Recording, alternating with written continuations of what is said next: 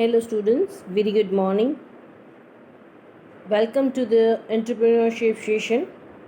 Today we are going to start with the chapter number 3, but unit 1. As I said yesterday, even entrepreneurship ની અંદર unit 1 ની અંદર બે chapter છે, chapter number 1 and chapter number 3. Chapter number 2 A unit 2 નું છે. Clear? Chapter number 2 એ unit 2 માં છે. ખાલી યુનિટ 2 માં એક જ ચેપ્ટર છે, that is chapter number 2. So we have yesterday we have finished up with the unit number 1, chapter number 1. Clear? આજે આપણે સ્ટાર્ટ કરીએ છીએ unit 1, but chapter number 3. Chapter's name is Financial Arrangement of New Industrial Unit. ચેપ્ટરનું નામ છે financial arrangement. Financial એટલે નાણાકીય, arrangement એટલે વ્યવસ્થા, ઓફ ન્યૂ ઇન્ડસ્ટ્રીયલ યુનિટ. નવો ધંધો શરૂ કરો છો તો તમે નાણાકીય વ્યવસ્થા કેવી રીતના કરશો એની અહીંયા વાત કરવામાં આવેલી છે. સો આ ચેપ્ટરની અંદર તમારે લોકોએ મેજરલી ભણવાનું છે સોર્સિસ ઓફ ફિનાન્સ, કેવી રીતના મૂડી ઊભી કરશો, કયા કયા સ્ત્રોતોમાંથી તમે મૂડી ઊભી કરશો, and the second topic is related with the venture capital. Clear? આ વેન્ચર કેપિટલ તમારા માટે એક સાવ નવો જ ટોપિક છે. એ આની અંદર તમારે મેઇન ભણવાનો છે. વેન્ચર કેપિટલ ઓર વેન્ચર ફિનાન્સ તરીકે પણ એને ઓળખવામાં આવે છે. આ ફાઇનાન્સની અંદર બહુ સરસ અને બહુ જ રિસન્ટ ટોપિક છે. સો આખું ચેપ્ટર છે it's all about the financial arrangement. આખું તમારું ચેપ્ટર છે એની અંદર તમારે મૂડીની વ્યવસ્થા વિશે ભણવાનું રહેશે. ક્લિયર? સો અહીંયા શું કહેવામાં આવે છે? Establishment of new industrial unit. નવા ધંધાની શરૂઆત તમે કરો છો. સો whenever you wish to start a business, first thing in your mind come that's a capital. કે ભાઈ ફિનાન્સનો પહેલો વિચાર આવશે. કોઈ પણ ધંધાની તમે શરૂઆત કરવાનો વિચાર કરશો, first thing come down to your mind that's a finance, requirement of capital, કે how you will satisfy the requirement of capital. જ્યારે પણ તમે કોઈ પણ ધંધો સ્થાપવાની શરૂઆત કરો કે એનો વિચાર કરો કે મારે કોઈ ધંધાની શરૂઆત કરવી છે, સૌથી પહેલી વસ્તુ તમારા મગજમાં કઈ આવશે કે ધંધો કોઈ પણ હું કરીશ, કાંઈ પણ કરીશ, ક્યાંય પણ કરીશ, પણ પહેલી મારે પૈસાની જરૂર પડશે. તો how we will make arrangement. તો હું નાણાકીય વ્યવસ્થા મારા ધંધા માટે ક્યાંથી કરીશ, કેવી રીતના કરીશ એની વાત અહીંયા આવે. Because you can without the finance you can not step ahead. પૈસા વગર એક પણ પગલું આગળ મુકાઈ શકશે નહીં. Without the finance you can not even start of thinking your business. તમારા હાથમાં પૈસા નથી, તમારા પાસે નાણાકીય વ્યવસ્થા નથી, તો તમે કોઈ પણ સંજોગોમાં ધંધાની સ્થાપનાનો વિચાર કરી જ ન શકો. ક્લિયર? શું કામ એને નહીં કરી શકો? કે સૌથી પહેલાં જમીન ખરીદવી પડશે ધંધો નાખવા માટે, પૈસા. રો મટીરિયલ પરચેસ કરવું પડશે, પૈસા. You need to hire the labour, કામદારો રાખવા પડશે કામે, પૈસા. મશીન્સ ખરીદવા પડશે, પૈસા. So for everything you required a material, vitamin A, બધી વસ્તુ માટે તમને વિટામિન એમ, પૈસા જોશે. So finance is considered as a life blood of the business. ધંધાનો લોહી કહેવામાં આવે છે. Clear? Without the finance you can not start your business. It is considered as a backbone of the business. ધંધાનો મણકો કહેવામાં આવે છે. જો એ ખસી જશે તો આખું આપણો કે મણકો ખસી જાય તો આખું શરીર છે યુઝલેસ થઈ જાય, આપણે કાંઈ જ ન કરી શકીએ, હલી બી ન શકીએ, ચલી બી ન શકીએ. તો ધંધામાં પણ પૈસા નહીં હોય તો કશું શક્ય છે નહીં. So it is a natural that the new industrial unit required the finance, because without the financial factor no industrial, commercial or economic activity can be followed. તમે કોઈ પણ પ્રવૃત્તિ, ઉત્પાદન લગતી પ્રવૃત્તિ, વેચાણને લગતી પ્રવૃત્તિ, કે કોઈ પણ પ્રવૃત્તિ, વ્યવસાયને લગતી પ્રવૃત્તિ, કોઈ પણ પ્રવૃત્તિઓ નાણાં વગર શક્ય નથી. નાણાં વગર તમે કરી શકશો નહીં. તમારે કોઈ પણ પ્રવૃત્તિ હાથ ધરવી છે તો first of all you require to make the arrangement of finance. You require to prepare the budget and accordingly require to make the arrangement of finance. તમારે કોઈ પણ પ્રવૃત્તિ હાથ ધરવી છે, નાનામાં નાની પ્રવૃત્તિ પણ હાથ ધરવી છે, તો તમારે પૈસાની જરૂર પડશે. સૌથી પહેલાં બજેટ બનાવશો, કેટલા રૂપિયાની જરૂર પડશે, અને પછી એનું અરેન્જમેન્ટ કરશો કે હવે આટલા રૂપિયા ક્યાંથી મેળવવા. Clear? So the entrepreneur should first of all arrange for the finance. So ધંધાર્થીએ સૌથી પહેલાં નાણાકીય વ્યવસ્થા હાથ ધરવી પડશે. જેટલી નાણાકીય વ્યવસ્થા થશે, જે પ્રમાણે મૂડી ઊભી કરી શકાશે, એ જ પ્રમાણેનો ધંધો હાથ ધરી શકાશે. Then after, first of all, he required to plan out the finance for the business, then required to plan out the business. Clear? સૌથી પહેલાં એને મૂડી નક્કી કરવી પડશે, મૂડીનું પ્લાનિંગ કરવું પડશે, ત્યાર પછી જ મૂડીનું આયોજન કરવું પડશે, પછી જ ધંધો કેવો કરવો, કેવડો કરવો અને શેનો કરવો એ નક્કી થઈ શકશે. ક્લિયર? મૂડીના આધારે. સો નક્કી કરવું પડશે કે કેટલી મૂડી ઊભી થઈ શકે છે, up to what extent they are able to generate and acquire the finance. So for establishment of the new industrial unit and then later on running it effectively and profitably, proper consideration is to be given to the firm which source financial factor બરાબર છે, which source the financial factor can be made available. So ધંધાની ખાલી સ્થાપના માટે જ મૂડીની જરૂર છે એવું નથી.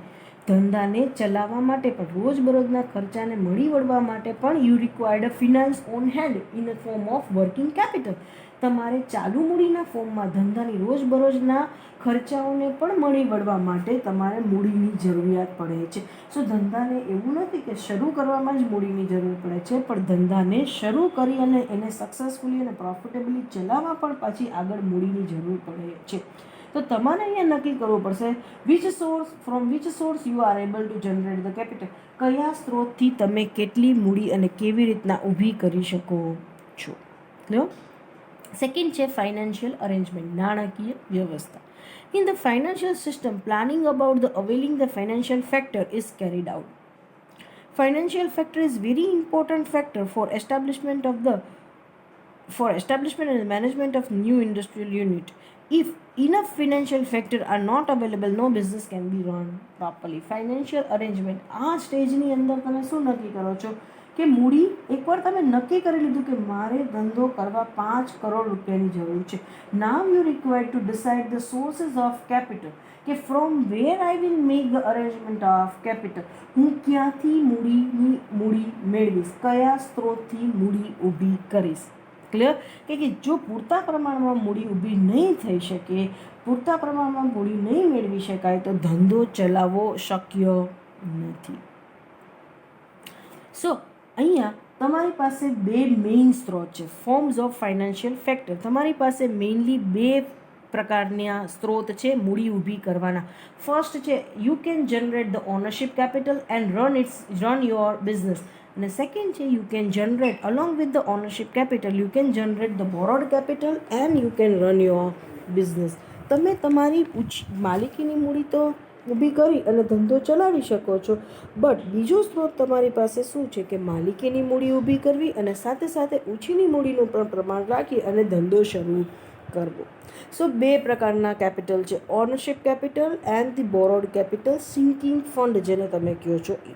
હવે ઓનરશિપ કેપિટલ કેવી રીતના મળશે તે કે મૂડી ખુદ, અને સેકન્ડ ભાગ છે એનો that is the reinvestment of profit. એટલે કે ધંધામાં જે નફો થતો જાય છે એ નફાનું તમે ફરીવાર ધંધાની અંદર રોકાણ કરતા જાઓ છો, that is known as reinvestment of profit. દર વર્ષે એક મૂડી ઊભી કરો છો, તમે દર વર્ષે ધંધો ચલાવો છો, નફો કમાવો છો, નફાના અમુક ભાગ તમે ધંધામાં ફરી રોકતા જાઓ છો મૂડીના પેઠે, એને કહેવામાં આવે છે રીઇન્વેસ્ટમેન્ટ ઓફ કેપિટલ. એટલે ઓનરશિપની અંદર either you generate the capital and second સ્ત્રોત તમારી પાસે શું છે, સેકન્ડ સોર્સ કયો છે, reinvestment of profit. Sinking fund, borrowed finance, એની અંદર તમે ઓછીની મૂડી તમે લ્યો છો. ક્લિયર? હવે financial arrangement in a different form of business. ધંધાના મેં કીધું તો એવી રીતના અલગ અલગ પ્રકાર છે. Mainly 3 types of the businesses are there. મહત્ત્વના 3 પ્રકારના ધંધાઓ ચાલે છે. Either you can start with the sole proprietorship, તમે એકાંકી પેઢીથી ધંધાની શરૂઆત કરો છો, or you can start with the partnership firm, તમે ભાગીદારી પેઢીનો ધંધો શરૂ કરી શકો છો, or you can start with the company form of organisation, કાં તો તમે અહીંયા કાં તો ખાનગી કંપનીની કાં તો જાહેર કંપનીની શરૂઆત કરો છો. તો એકાંકી પેઢીની જો તમને શરૂઆત કરવી છે તો મૂડી ક્યાંથી મળશે? તો કે you can generate the ownership capital from your personal saving. તમારા જે વ્યક્તિગત મિલકત છે એમાંથી તમારે તમારી માલિકીની મૂડી લઈ આવવાની રહેશે. અને ઉછીની મૂડી તમને જોઈએ છે તો you can generate the borrowed capital from your friends and relatives and the financial institution. જો તમને માલિકીની મૂડી પૂરી નથી પડતી અને ઓછીની મૂડી જોઈએ છે તો તમારા મિત્ર વર્તુળમાંથી મળશે અને તમને બેંકમાંથી મળશે, શરાફી પેઢી પાસેથી મળશે. In the case of partnership firm, ભાગીદારી પેઢી હશે તો in the case of a partnership firm either you can generate the capital from each partner. That means each partner is responsible for the capital contribution. અહીંયા ભાગીદારી પેઢીની અંદર હરેક ભાગીદાર મૂડી લઈ આવવા માટે જવાબદાર રહેશે. અને બોરોડ કેપિટલ જોશે તો again you can generate from the financial institution. નાણાકીય સરાફી પેઢી પાસેથી ઉછીના પેટે લઈ શકશે.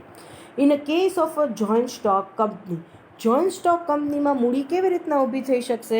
તે કે ઓનરશિપ કેપિટલ માટે શેર કેપિટલ બહાર પાડી શકો છો અને બોરોડ કેપિટલ માટે you can issue the bond, debenture and the public deposit.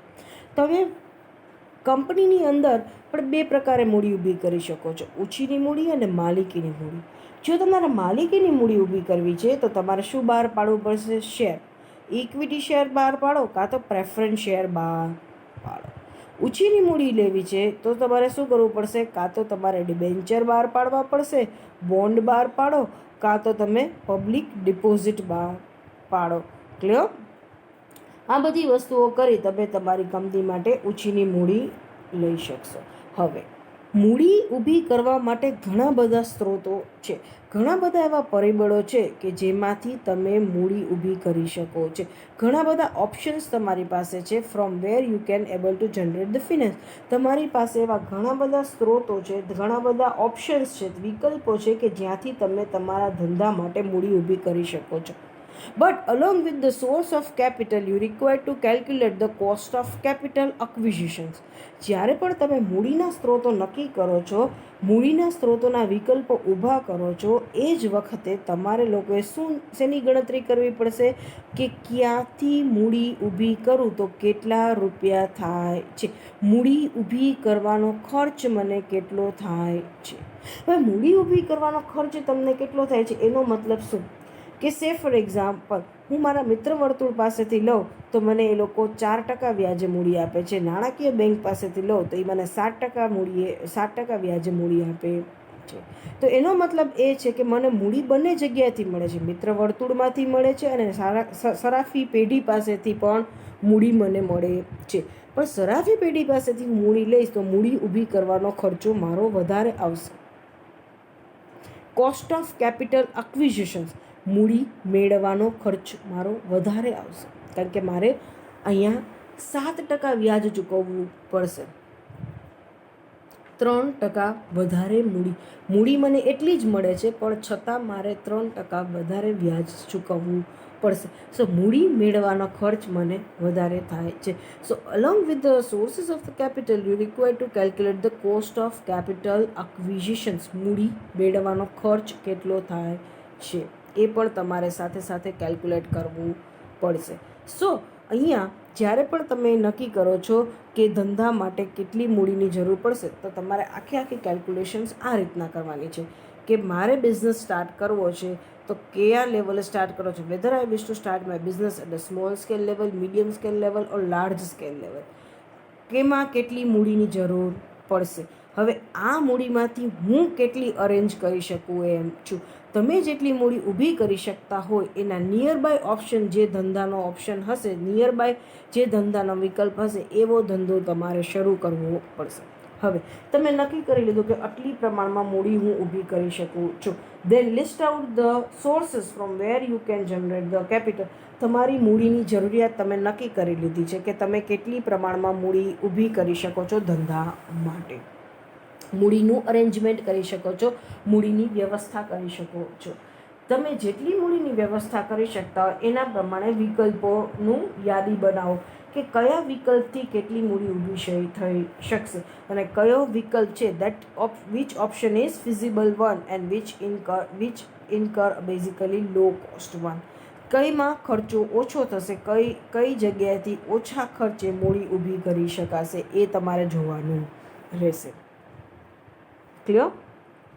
હવે જો તમારે company form of the organisations છે એના માટે મૂડી ઊભી કરવી છે તો તમારી પાસે મેં કીધું એવી રીતના કાં તો તમે શેર મૂડી બહાર પાડી અને મૂડી ઊભી કરી શકો છો અને કાં તો તમે ઓછીની મૂડી ઊભી કરવા માટે ડિબેન્ચર બહાર પાડી શકો છો, પબ્લિક ડિપોઝિટ બહાર પાડી શકો છો, બોન્ડ્સ બહાર પાડી શકો છો. So via issue of shares and securities you are able to generate the capital. Company તમને ચલાવી છે, જોઈન્ટ સ્ટોક કંપની ચલાવી છે, તો આવા કેસની અંદર શેર મૂડી બહાર પાડી અને તમે મૂડી ઊભી કરી શકો છો. તો આની અંદર તમને પાછા અલગ અલગ ટાઈપ્સ ઓફ શેર્સ આપેલા છે.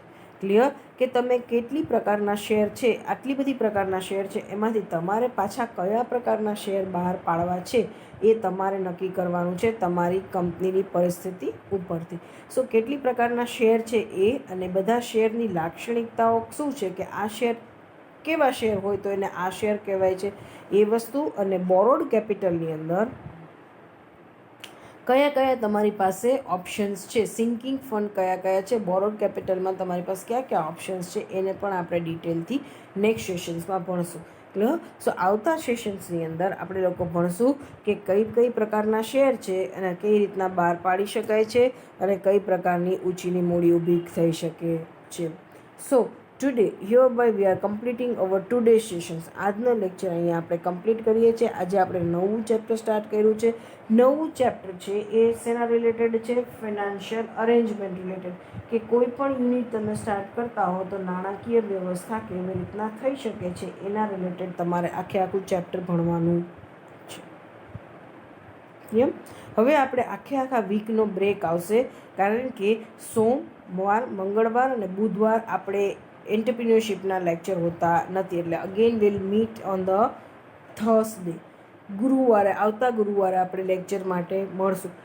જો આજે હું આ ટૉપિક ચાલુ કરીશ અને અધૂરો રહેશે તો તમને નેક્સ્ટ વીકમાં ભણવાની મજા આવશે નહીં. એટલે આખો ટૉપિક આપણે નવેસરથી પાછો નેક્સ્ટ વીકમાં જ લેશું. ટાઈપ્સ ઓફ શેર્સ અને types of borrowed capital. Clear?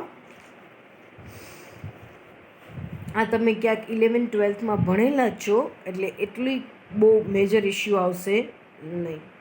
સો આજે આપણે અહીંયા કમ્પ્લીટ કરીએ છીએ કે મૂડીની રિક્વાયરમેન્ટ તમે નક્કી કરો છો, બજેટ બનાવો છો, સોર્સિસ ઓફ કેપિટલ ડિસાઇડ કરો છો અને કોસ્ટ ઓફ કેપિટલ કેલ્ક્યુલેટ કરો છો કે ક્યાંથી મૂડી તમને સસ્તામાં મળે છે. મૂડી ઊભી કરવાનો ખર્ચ તમને ક્યાં ઓછો થાય છે એટલે ક્યાંથી મૂડી ઊભી કરવી એના વિશેની વાત આપણે કરીએ છીએ. So today hereby we are completing our chapter today's sessions. આજનો આપણો લેક્ચર આજે કમ્પ્લીટ કરીએ છીએ. આપણે યુનિટ નંબર 1 કરીએ છીએ, એમાં ચેપ્ટર નંબર 3 કરીએ છીએ. મેં પહેલાં પણ કીધું હતું ચેપ્ટર નંબર 2 છે એ યુનિટ 2નો ભાગ છે. યુનિટ 1માં 2 ચેપ્ટર છે, ચેપ્ટર નંબર 1 અને ચેપ્ટર નંબર 3. ચેપ્ટર નંબર 1 આપણે કમ્પ્લીટ કરી લીધું છે. Right now we are on the chapter number 3. Thank you so much for this session.